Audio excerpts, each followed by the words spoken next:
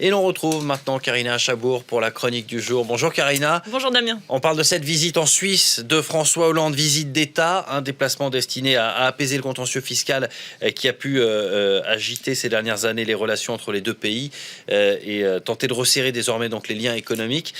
Karina, au programme de cette visite, c'est d'abord l'investissement et l'innovation. Oui, surtout aujourd'hui, c'est véritablement une journée entreprise pour François Hollande qui, comme à son habitude, est accompagné de chefs d'entreprise, mais aussi du président du CNRS. Et ils visiteront d'ici 1 heure l'école polytechnique de Lausanne, ainsi que son incubateur de jeunes entreprises. Vous savez, l'idée, c'est vraiment de profiter de cette économie suisse très innovante qui ne connaît pas ou peu la crise, et puis de s'inspirer de l'excellence suisse en matière de formation professionnelle.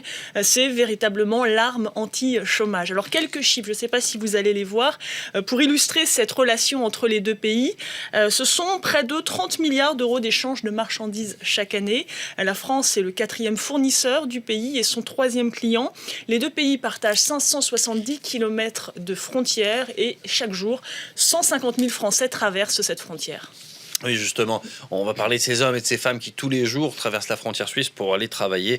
La situation de ces transfrontaliers, pas facile à dire, est évoquée notamment par le président de la République. Oui, ils sont inquiets, ces transfrontaliers, dans la mesure où il y a un petit peu plus d'1 an, les Suisses se sont prononcés de façon majoritaire en faveur d'une limitation plus marquée de l'immigration. Résultat, dans 2 ans, des quotas seront rétablis sur les permis de travail et ils concerneront les étrangers, y compris les Français. Alors, François Hollande, hier, a appelé à une solution européenne qui tienne compte des principes de libre circulation des personnes et qui respecte les droits acquis des travailleurs frontaliers.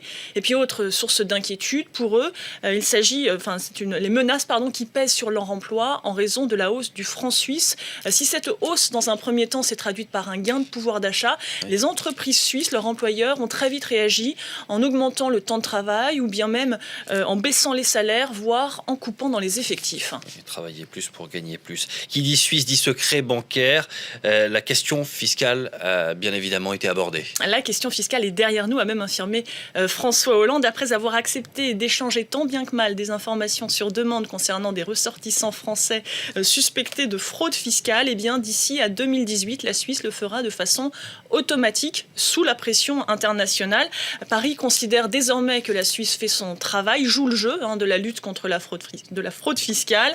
Les repentis qui ont des comptes cachés en Suisse sont même de plus en plus nombreux à se déclarer au fisc français, qui a récolté l'année dernière ainsi 2 milliards d'euros. Reste que les banques suisses n'en ont pas fini avec la justice française. On en parlait tout juste il y a 1 semaine ici.